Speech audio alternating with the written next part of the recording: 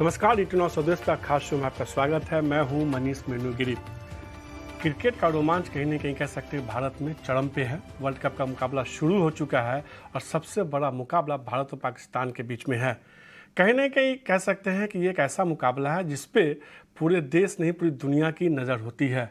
वैसे तो कहते हैं कि क्रिकेट का जो पिच होता है केवल 20 मीटर के आसपास का होता है, लेकिन इस 20 मीटर के पिच पे जो रोमांच होता है उसका असर 140 करोड़ देशवासियों पर देखने को मिलता है। लेकिन क्रिकेट के साथ साथ चूंकि इटिनो स्वदेश एक ऐसा चैनल है जो लगातार आपकी कमाई की बात करता है, तो इस बार भी क्रिकेट के साथ, क्रिकेट के रोमांच के साथ हम बात करेंगे कमाई के मौके की। एक बार मैंने आपके साथ शो किया था, आप लोगों को ये बताया था कि वैसे शेयर मैं बताने वाला हूँ जो 25 रुपये से कम के, यानी 25 का परचम। फिर मैंने एक शो किया जिसमें बताया कि टमाटर से सस्ते शेयर। इन तमाम शेयर में हमने देखा कि एक अच्छा रिटर्न देखने को मिला। तो इस बार क्रिकेट का मौका है तो बात सेंचुरी शेयर की होगी। इसमें मैं उन शेयरों के बारे में आपको बताऊंगा जो 100 रुपये से कम के हैं। हालांकि उम्मीद है कि इन शेयरों में रिटर्न आपको बेहतर देखने को मिलेगा, यानी कि ये शेयर जल्द से जल्द 100 रुपये के आंकड़े को भी पार कर सकते हैं। तो शुरुआत करते हैं एक खास शो की, सेंचुरी शेयर 100 रुपये से कम।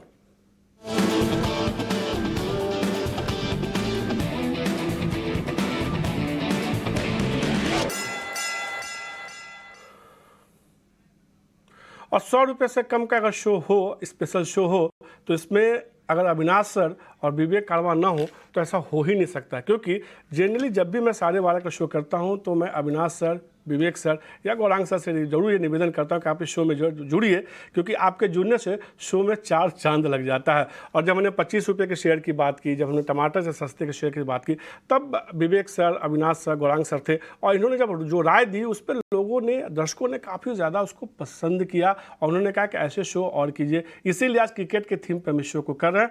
अविनाश सर, शुक्रिया आपका इटिनो स्वदेश को समय देने के लिए, और विवेक आपका भी शुक्रिया इटिनो स्वदेश को समय देने के लिए। पहला सवाल तो क्रिकेट पे ही बनता है, रोमांच चरम पे है, कल दिन भर बिजी रहेंगे?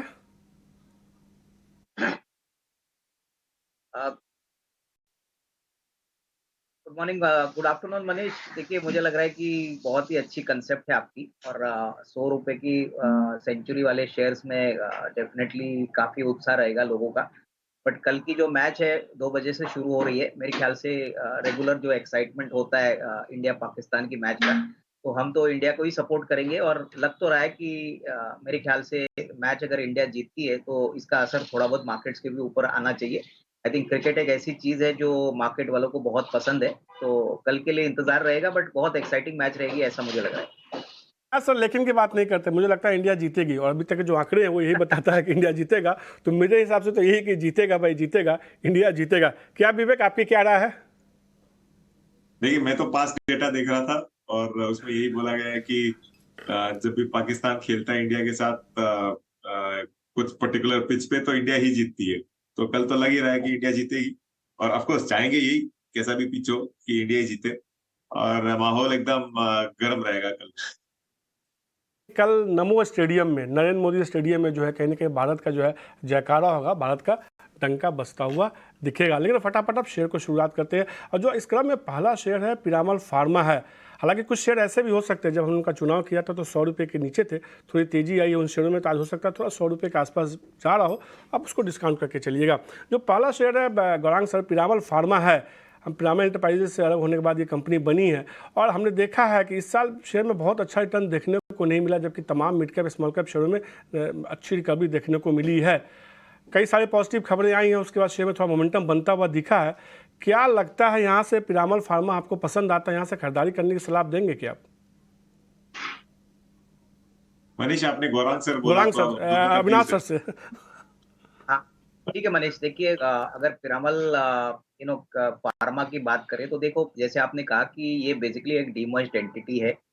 शुरुआत में मुझे याद है जब ये शेयर लिस्ट हो गया था, बहुत ही उत्साह था, लोगों को काफ़ी उम्मीदें थी। लेकिन 1-2 क्वार्टर्स आने के बाद हमने देखा कि कंपनी में प्रॉफिटेबिलिटी नहीं आई, तो मार्केट थोड़ा निराश हो गया। लेकिन मुझे लग रहा है कि जो वर्टिकल स्ट्रेंथ इनके हैं, प्लस इनका जो रेवेन्यू बेस है, प्लस जिस प्रकार से सेगमेंट्स में ये काम करते हैं, मुझे लग रहा है कि देखिए ये लेवल काफ़ी बॉटम वाला लेवल लग रहा है। ये लेवल पे स्टॉक काफ़ी टाइम तक कंसोलिडेट हो रहा है। अनुमान है कि possibly second half of FY24 में प्रॉफिटेबिलिटी पे ये कंपनी आएगी और काफ़ी बड़ा धंधा है, करीबन 10,000 करोड़ का रेवेन्यू बेस है। तो मुझे लग रहा है कि देखिए आपको शेयर ऐसे तभी खरीदने होते हैं जब ये अंडर परफॉर्मिंग करते होते हैं और तभी आपका रिस्क रिवॉर्ड बहुत अच्छा बैठता है। तो हमारे हिसाब से अगर 12 से 15 महीने का टाइम फ्रेम लेके इसको खरीदा जाता है 96-97 रुपीज़ में, तो 135-140 का टारगेट प्राइस आपको मिल सकता है। बहुत ही बेहतरीन मैनेजमेंट टीम है, बहुत ही अच्छा बिज़नेस मॉडल है। प्रॉफिटेबिलिटी नहीं आई है, बट डेफिनिटली हमको उम्मीद है कि FY24 के सेकंड हाफ में या FY25 में कंपनी प्रॉफिटेबल होगी, तो इसमें डेफिनिटली खरीदने का एक मौका बनता है। पे शेयर में खरीदारी करने की सलाह है अविनाश सर की तरफ से 140 रुपये, यानी कि यहाँ से करीब 40% का रिटर्न वो मान के चल रहे हैं अगले एक साल में। विवेक, आपकी क्या राय होगी? और विवेक, मैं आपको बता दूं कि मैं गौरांग सर इसलिए मैं बोल गया कि अक्सर ये ऐसा होता है कि चूँकि ये स्पेशल शो जो होता है आपके साथ, अविनाश सर के साथ और गौरांग सर के साथ होता है। गौरांग सर अगर शो देख रहे होंगे तो उनको भी मैं नमस्कार बोलूँगा। तो उनके साथ कई बार ऐसा होता है कि मैं विवेक सर बोल जाता हूँ, क्योंकि लगातार शो साथ में आप तीनों के साथ ही लगातार मैक्सिमम मैंने स्पेशल शो की है, तो इसका ये असर देखने को मिलता है। अब आप बताइए पीरामल फार्मा पे क्या रहा है आपकी? देखिए, अविनाश सर ने ऑलरेडी काफी कुछ बोल दिया उस पर, और मेरी तरफ से भी ये बाई रिकमेंडेशन ही रहेगा। मुझे लगता है कि शॉर्ट टर्म में अभी 97 है, शॉर्ट टर्म में 112 तक जाना चाहिए, और लॉन्गर टर्म आप अगर इसको मे बी 1 साल या 2 साल बाद देखोगे तो यहाँ से मैं सरप्राइज नहीं होऊंगा अगर ये आपको डबल भाव में भी मिल जाए, मतलब 200 के आजू बाजू भी मिल जाए। तो लॉन्गर टर्म के लिए कंपनी बहुत बढ़िया है ये। कुछ दिक्कतें आई थी डीमर्जर के बाद, लेकिन आज सीडीएमओ जो प्ले है इनका ऑलमोस्ट 59% रेवेन्यू कंट्रीब्यूट करता है। और अभी हाल ही में ये भी हुआ था, जो यूएसएफडीए का इंस्पेक्शन भी हुआ था, वहां पे भी इनको ऑलमोस्ट क्लैरिफिकेशन और क्लैरिटी मिल गई है। तो आई थिंक होल्ड करना चाहिए जिसके पास है, और जिसके पास नहीं है राइट बिलो 100, ये काफी इंटरेस्टिंग स्टॉक है। कहने के शेयर खरीदारी करने की सलाह, होल्ड करने की सलाह, दोनों जानकारियों की तरफ से पीरामल फार्मा पर मोहर लगते हुए विवेक ने 112 रुपये का टारगेट दिया, लेकिन अविनाश सर को 140 तक का लक्ष्य देखने को मिलता है। अगला जो शेयर होगा MRPL होगा। हम देख रहे हैं कि लगातार क्रूड के ट्रिगर की वजह से शेयर में जो है काफ़ी ज़्यादा उतार चढ़ाव देखने को मिला। हालांकि इस साल शेयर ने एक अच्छा रिटर्न दिया, करीब 82% का रिटर्न दिया है। अविनाश सर, क्या राय होगी MRPL को लेकर? हमेशा क्रूड की वजह से ही सब कुछ शेयर में होता है? नहीं, बिल्कुल देखिए मनीष, MRPL में तेजी ऑलरेडी हो चुकी है, लेकिन मैं समझता हूँ कि तीसरा सेकंड क्वार्टर जो आएगा इसमें जो राइजिंग क्रूड प्राइसेस का असर है वो शायद आपको देखने को ना मिले, क्योंकि रीजनेबल इन्वेंट्री कंपनी के पास है।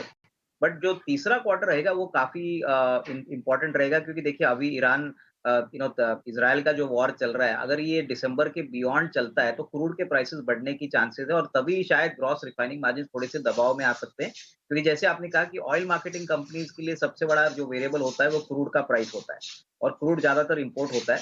मेरे ख्याल से देखिए हमारी राय यहाँ पे होल्ड की रहेगी। 120-125 का एक नियर टर्म का टारगेट बन सकता है, क्योंकि शॉर्ट टर्म में Q2 के नंबर्स अच्छे आएंगे, लेकिन उसके बाद होपफुली अगर वॉर जल्दी खत्म नहीं होती तो डेफिनेटली आपको एक फ्रेश रिव्यू लेना पड़ेगा। बट मेरे ख्याल से 125 का एक नियर टर्म का टारगेट बनता है, तो जिनके पास है वो होल्ड करे। 1 ईयर के लिए हमको लग रहा है 125-130 का एक कंफर्टेबल टारगेट मिल सकता है। पे यहाँ से मजबूती देखने को मिल सकती है। 125 रुपये के लक्ष्य के साथ खरीदारी करने की सलाह दे रहे अविनाश सर MRPL पे। विवेक, आपकी क्या राय है? अब देखिए मनीष, एक क्रूड पे डिपेंडेंट बहुत ज्यादा रहता है ये स्टॉक, और क्रूड बहुत वॉलेटाइल है। इनफैक्ट ये जो युद्ध हो रहा है अभी, उसके कारण एक बार स्पाइक देखने को मिला था क्रूड में, वापस एक स्टेबिलिटी और करेक्शन यहाँ पे भी आ गया। और आप अगर ऑयल रिफाइनरी स्पेस में अगर देखो तो ज्यादातर जो सरकारी कंपनीज है, ये भी एक सरकारी कंपनी ONGC की सब्सिडरी है ये, तो ज्यादातर सरकारी कंपनी सारे के सारे बिटवीन 5 और 10 की पी पे चल रहे हैं। और यहाँ पे वैल्यूएशन थोड़ा सा मुझे इस रनअप के बाद, क्योंकि काफी दौड़ चुका है स्टॉक, मुझे रनअप के बाद थोड़ा सा स्ट्रेस दिख रहा है। तो हो सकता है थोड़ा ऊपर जाए, तो मेरी यही सलाह रहेगी जैसे जैसे ये ऊपर जाता है आपको प्रॉफिट बुक करना चाहिए इसमें ऑन एवरी रैली। धीरे धीरे आपके पास अगर 100 शेयर है तो एटलीस्ट 20-20 रुपए निकाल के आप 20-20 शेयर आप प्रॉफिट बुकिंग कर सकते हो। जब स्टेबिलिटी वापस दिखे या फिर क्रूड ऊपर जाने को दिखे तब इसको वापस देखेंगे, लेकिन फिलहाल काफी स्ट्रेस लग रहा है। तो MRPL पे सब आप दर्शकों के लिए मैं आसान कर देता हूँ, क्या रणनीति अभी बताने की सलाह दी गई है। अविनाश सर का कहना है कि खरीदारी कीजिए, 125 रुपये का लक्ष्य देखने को मिल सकता है। इनको यहाँ से लगता है करीब 25% का, यानी 25% की मजबूती अगले एक साल में देखने को मिल सकती है। जब हमने शेयर निकाला तब 100 रुपये का नीचे ट्रेड करता था, अब ये वापस से 100 रुपये के ऊपर ट्रेड कर रहा है। जबकि विवेक सर का ये कहना है कि अब इस लेवल पे आप चाहें तो प्रॉफिट बुक कर सकते हो। यही बाज़ार की खूबसूरती है कि ज़रूरी नहीं है कि दोनों जानकार किसी एक शेयर पे एक ही नज़रिया लेके चले।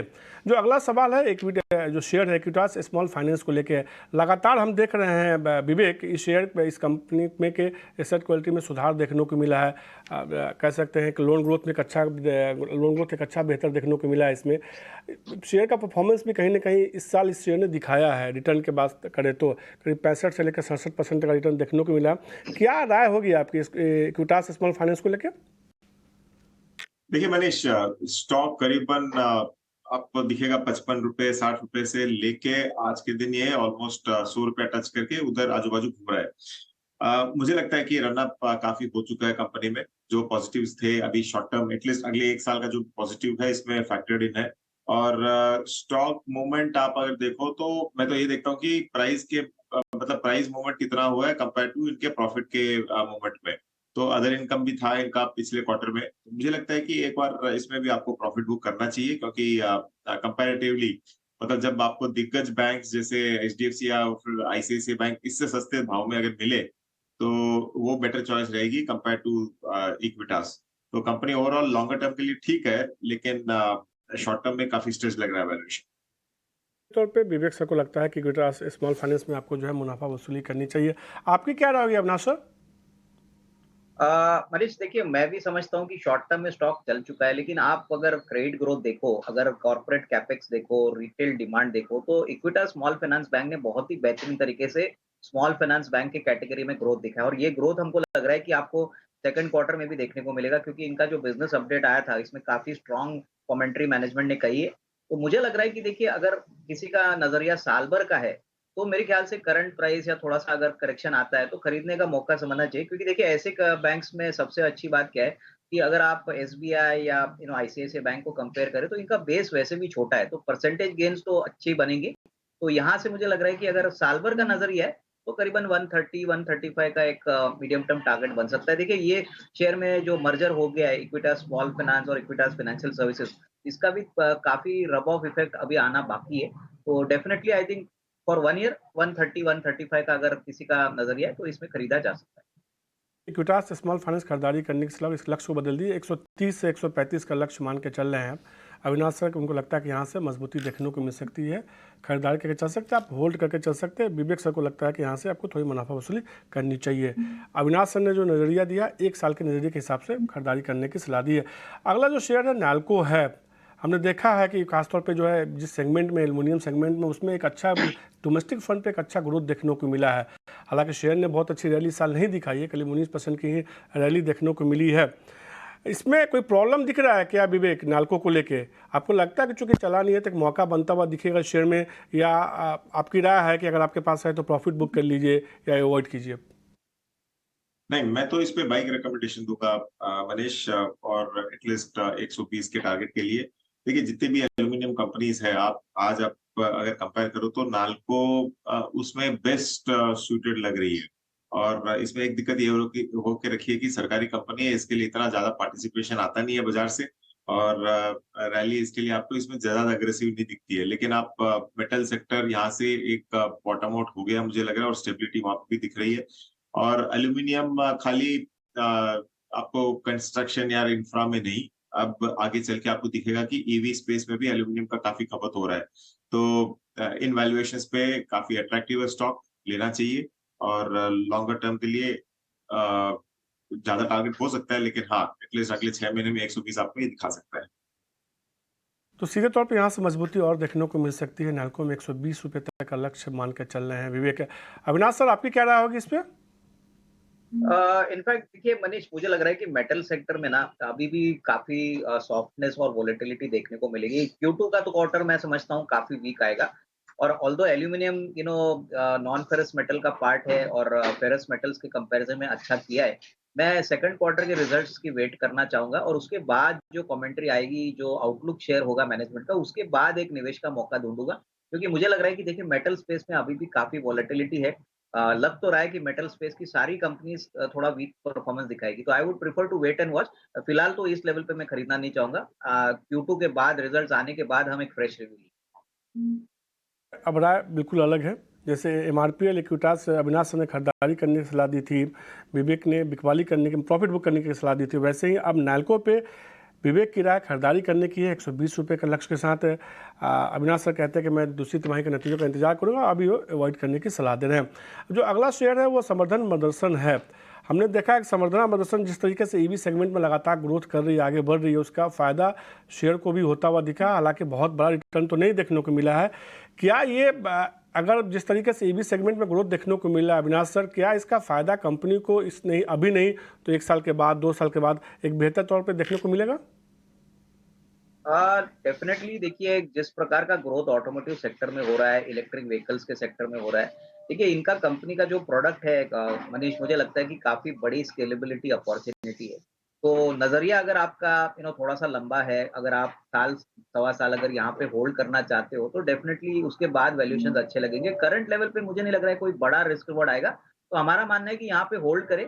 फ्रेश निवेश के लिए जैसे मैंने कहा कि देखिए ये सारी कंपनीज Q2 के नंबर्स रिपोर्ट करेंगी, उसके बाद थोड़ा अंदाजा आएगा, because second half normally auto component companies के लिए काफ़ी अच्छा होता है और इनका काफ़ी बड़ा presence US, Europe as well as India में है। तो यहाँ पे होल्ड करने की राय है, यहाँ पे हमारा टारगेट प्राइस नहीं है, बट हम वही कहेंगे कि यहाँ पे निवेशित हो तो कंटिन्यू टू होल्ड। समर्धन मदरसन अगर आपके पास है तो होल्ड करके चलिए। विवेक, आपकी राय? देखिए, मेरी भी सिमिलर राय रहेगी इस पे। आपको होल्ड ही करना चाहिए, बाई की रिकमेंडेशन नहीं रहेगी। पर्टिकुलरली आज कंपनी 64,000 करोड़ का वैल्यूएशन पे ट्रेड कर रही है, और अगर मैं इसका प्रॉफिट कंपेयर करूं इतने मार्केट कैप के लिए, तो मुझे लगता है कि कंपनी थोड़ी सी स्ट्रेस्ड है। तो शॉर्ट टर्म में हो सकता है कि आपको, जैसे अविनाश सर ने भी कहा, कि ज्यादा बड़ा मूवमेंट दिखे नहीं, लेकिन हाँ, लॉन्गर टर्म में कंपनी अच्छी कर सकती है। तो होल्ड की सलाह रहेगी, फ्रेश बाइंग की सलाह नहीं रहेगी। तो अगर आपके पास है समर्धन मदरसन तो खरीदारी करने की सलाह नहीं है, आपके पास है तो सिर्फ होल्ड करके चलिए। अब एक साथ 2 बैंकिंग स्टॉक्स पर चर्चा करते हैं। IDFC first bank private bank है, हमने देखा एक शानदार रिटर्न देखने को मिला है इस कंपनी, इस बैंक के शेयर में। एसेट क्वालिटी में लगातार सुधार देखने को मिला है, एक अच्छा मजबूत कह सकते हैं कि लोन और डिपॉजिट ग्रोथ देखने को मिला है। और दूसरा है पीएनबी, यहाँ भी कहीं ना कहीं एक अच्छी रिकवरी देखने को मिली है एसेट क्लास में थोड़ी दिक्कतों के होने के बावजूद क्वालिटी में, और री रेटिंग की संभावना लगातार पीएनबी को लेकर बनती हुई दिखी है। इन दोनों शेयरों पे, बैंकिंग शेयरों पे अविनाश सर क्या राय होगी आपकी? मनीष, दोनों शेयर पे हमारा पॉजिटिव व्यू है। देखिए, अगर पीएनबी की बात करें, पहले तो सरकारी बैंक में ये बैंक बहुत ही अंडर ओन्ड था। इनफैक्ट लोगों को ज्यादा उम्मीद नहीं थी, लेकिन पहला क्वार्टर का नंबर आने के बाद लग रहा है कि फाइनली जो क्रेडिट ग्रोथ है उसका असर पॉजिटिवली बैंक के ऊपर प्ले आउट हुआ है। हमको लग रहा है कि यही स्ट्रॉन्ग क्वार्टर वन का ग्रोथ आपको क्वार्टर टू में देखने को मिलेगा। देखिए, एसेट क्वालिटी भी ठीक ठाक हो गई है, कॉर्पोरेट कैपेक्स भी चल रहा है, रिटेल डिमांड भी अच्छी है। मेरे ख्याल से यहाँ पे 95-96 का टारगेट लेके यहाँ पे अगर किसी को खरीदना है, 75 का करंट प्राइस है, तो साल भर में मुझे लगता है कि 90 टू 95 रुपीज का एक मीडियम टर्म टारगेट बच सकता है। रही बात देखिए आईडीएफसी फर्स्ट बैंक की, तो देखिए ये एक ऐसी बैंक है जो बेसिकली पहले तो बहुत छोटी थी, लेकिन आज इनका कासा रेशियो 50% के ऊपर है। नेट इंटरेस्ट मार्जिन भी ऑलमोस्ट 2-3% है, और प्लस एसेट क्वालिटी ठीक ठाक है, और इनका सबसे बड़ा बेनिफिट है कि एसएमई और एमएसएमई सेक्टर को बहुत अच्छी तरह से ये फंड करते हैं। अभी हाल ही में इन्होंने एक क्यूआईपी भी किया था, तो इसका भी बेनिफिट फंडिंग का इनको मिलेगा। मेरे ख्याल से देखिए स्टॉक कंसोलिडेट होगा, क्योंकि निचले लेवल से काफी भाग चुका है, लेकिन अगर नजरिया साल भर का है तो 140-150 का टारगेट प्राइस पॉसिबल है। इसको बाय ऑन डिक्लाइन की स्ट्रेटेजी मैं कहूंगा। जब भी थोड़ा करेक्शन आता है तो खरीदने का मौका समझना है। तो आईडीएफसी फर्स्ट बैंक आपके पास है तो होल्ड करके चलिए, 140-150 का लक्ष्य देखने को मिल सकता है। गिरावट आती है तो खरीदारी करके चल सकते हैं, और पीएनबी में करीब 96 रुपये का लक्ष्य मान के चल रहे हैं अगले 1 साल के लिए। अविनाश सर, विवेक, आपकी राय दोनों बैंकिंग शेयरों पे? देखिए मनीष, करीबन 10-12 साल से हम लोग यही सुन रहे थे कि आईडीएफसी फर्स्ट बैंक का अगला एचडीएफसी होगा, लेकिन बैंक में कुछ हुआ नहीं था खास। पिछले 2 साल में बैंक ने जो असेट लाइट होने का फैसला लिया, पहले तो बंधन म्यूचुअल फंड मतलब बंधन को बेचा उन्होंने अपना एएमसी बिजनेस, और अब आगे चल के इनका एम ये है कि इसमें एक रिवर्स मर्जर हो और आईडीएफसी बैंक और आईडीएफसी आपको मर्जर होके एक आईडीएफसी फर्स्ट बैंक नया वाला बनेगा। तो बैंक का वापस फोकस जो पहले कॉर्पोरेट लेंडिंग पे था, वहां से आके पूरा का पूरा मतलब स्लो एंड स्टडीली वो लोग शिफ्ट कर रहे हैं रिटेल पे। इसके कारण उनका कासा रेशियो काफी इंप्रूव हो रहा है। तो मुझे लगता है कि लॉन्गर टर्म के लिए इसमें कोई स्पेसिफिक टारगेट नहीं देना चाहूंगा, लेकिन लॉन्गर टर्म में जब तक ये लोग रिटेल फोकस पे रखते हैं, रिटेल पे फोकस रखते हैं, मेरे हिसाब से कंपनी बहुत अच्छी करेगी यहाँ से, तो बाई रिकमेंडेशन रहेगा फॉर। और पीएनबी पे क्या राय होगी विवेक? पीएनबी भी सिमिलर राय है, मुझे लगता है कि ये 100 के पार होना चाहिए। आज एक्चुअली एक मौका है, क्योंकि पीएसयू बैंकिंग इंडेक्स ओवरऑल आपको प्रॉफिट बुकिंग देखने को मिला है, लेकिन जो दिक्कतें पीएसयू बैंकिंग सेगमेंट देख रहा था, वहां पे काफी सुधार हुआ है, और मुझे लग रहा है कि आगे चल के जो एनपीए है, most of the NPA factored इन है, और यहाँ से कुछ नए आने वाले नहीं है। तो पीएनबी पे भी बाई रिकमेंडेशन रहेगा, और लक्ष्य आपको समझ लीजिए कि 100 के ऊपर आपको मिल सकता है यहाँ पे। तो पीएनबी आईडीएफसी फर्स्ट बैंक दोनों शेयरों पे जो है दोनों जानकारों ने कहा कि यहाँ खरीदारी की, अगर आपके पास है तो होल्ड करके भी चल सकते हैं, मजबूती देखने को मिलेगी। आईडीएफसी फर्स्ट बैंक में उन्होंने खरीदारी करने की सलाह दी है। अविनाश को लगता है कि 150 रुपये तक का लक्ष्य देखने को मिल सकता है, पीएनबी में 96 रुपये का लक्ष्य मान के चल रहे हैं, जबकि विवेक को लगता है कि 100 रुपये तक का लक्ष्य देखने को मिल सकता है पीएनबी में। अब सेक्टर को बदलते हैं, थोड़े पावर सेक्टर की बात करते हैं।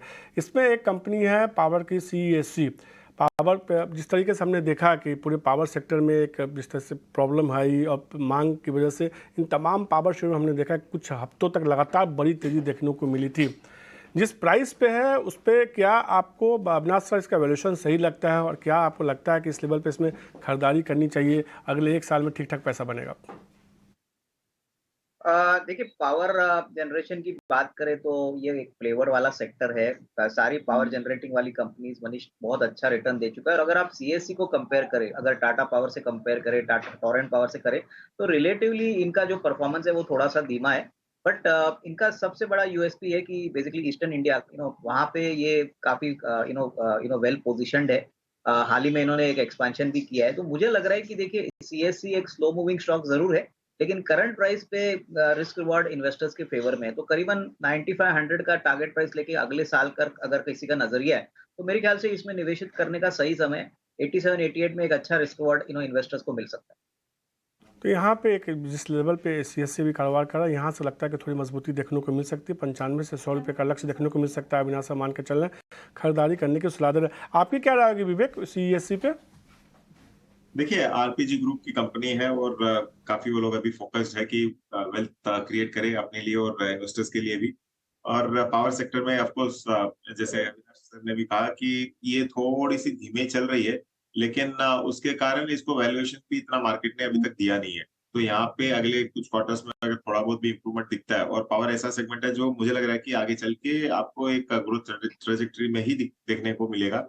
तो आज के वैल्यूएशन के अनुसार ये करीबन 50 से लेके 40% तक डिस्काउंट पे चल रही है पीयर ग्रुप से। तो इसको होल्ड करना चाहिए, और मुझे लग रहा है कि इंप्रूवमेंट आता है थोड़ा भी परफॉर्मेंस वाइज, तो आपको ये भी आपको 100 रुपए के ऊपर मिल सकता है। तो CESC खरीदारी करने की सलाह, विवेक को भी लगता है कि ये 100 तो कम से कम जाएगा, ये 100 के ऊपर भी जा सकता है। अविनाश सर को भी लगता है कि शेयर जो है 100 रुपये के लक्ष्य के साथ खरीदारी करके चल सकते हैं।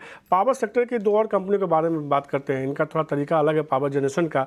SGVN और NHPC लगातार हम देख रहे हैं कि ये दोनों भी धीरे धीरे रिन्यूएबल एनर्जी पे और अपना बढ़ा रही है फोकस। क्या राय होगी दोनों सरकारी कंपनियों पे, अविनाश सर आपकी? देखिए, मुझे लग रहा है कि दोनों कंपनीज में ग्रोथ पोटेंशियल काफी है। अगर एसजीवीएन की बात करें तो देखिए, गवर्नमेंट ने भी काफी अच्छा पैसा बनाया। अभी हाल ही में इन्होंने ओएफएस किया, तो काफी बड़े इंस्टीट्यूशनल इन्वेस्टर्स अभी इसमें आए हैं। और मुझे याद है एक जमाना था मनीष, जब ये शेयर बहुत ही सस्ता मिलता था, कोई इसकी तरफ देखता नहीं था, लेकिन नंबर्स जिस प्रकार से 2-3 क्वार्टर से आए हैं, मुझे लग रहा है कि एसजीवीएन में डेफिनेटली अभी भी काफी अच्छा ग्रोथ पोटेंशियल है। हालांकि स्टॉक काफी चल चुका है, तो यहाँ पे 85-86 का एक नियर टर्म का टारगेट बन सकता है। Q2 के भी नंबर्स हमको लग रहा है काफी अच्छे आएंगे, तो यहाँ पे डेफिनेटली एक निवेश का मौका बन सकता है। के तौर पर खरीदारी करने की सलाह 85 से 86 रुपये तक का लक्ष्य देखने को मिल सकता है। इस साल शेयर ने अब तक 100% से ज़्यादा का रिटर्न दिया। विवेक, आपकी राय SGBN पे?